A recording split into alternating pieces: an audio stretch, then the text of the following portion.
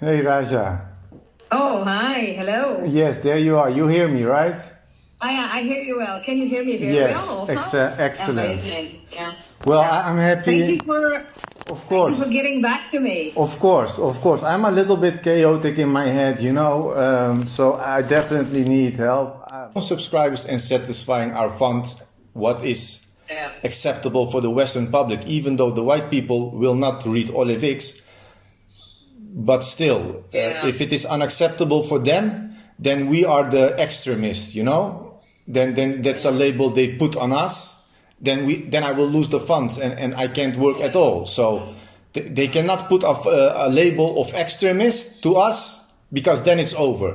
But on the other hand, if we don't have reliability, credibility to our own subscribers, it's also be difficult. So that's the main challenge of Olivix. Yeah. You see that? Yeah. Okay, great. Yeah, absolute. Yeah, absolute. I mean, The thing, and also about the hostages, it's like 20 are left, but the 20 are soldiers. Most of them are soldiers, but we cannot say they are prisoners of war. absolute. We cannot say that to this public. The United Nations said they put Hamas on the red list because they are raping the hostages, and they raped on 7 October. I said it already when I wrote about it. I believe all women. I believe all women because I don't think that women, if they're Palestinian or Israeli, would go out and say we were raped just for the sake of propaganda. I don't believe. Yes, it's true. I do. Yeah, I believe women. Yes. So. Yes, I understand. Very good. But it was a little bit complicated because first it was the rape story, and then in Israel, internal in Israel, I think the prosecutor said, I don't have any woman who complained about rape. Yeah. And now It doesn't mean that they were not raped. The absence of testimonies doesn't exactly mean.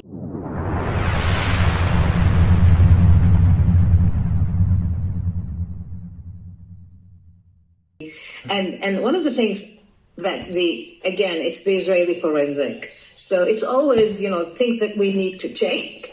So the Israeli forensic claimed that most of the female Israeli women who were killed on the 7th of October were shot in the head. So why do you shoot a woman in the head unless you want to shoot her? To silence her. So there's about the killing of Anas al-Sharif. Oh yeah.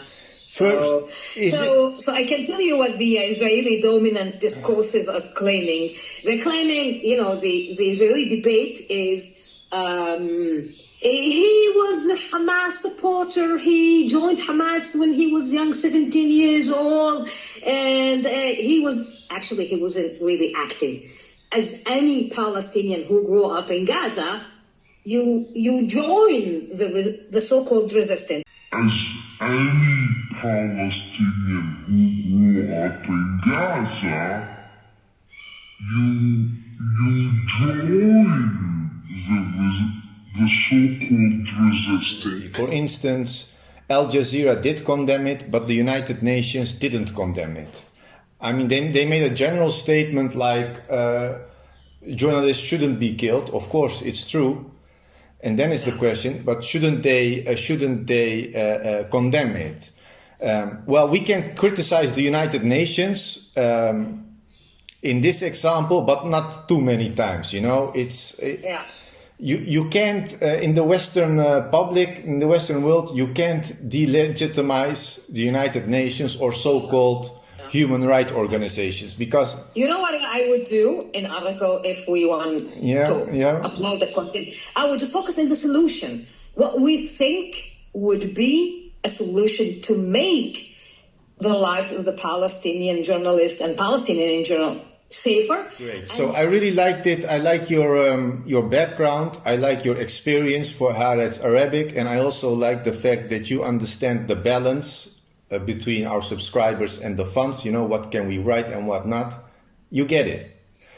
So I can make you an offer, and if you agree, we go to the second round. I introduce you to my two colleagues. I can offer you for a full-time job 5,000 euros brutto a month.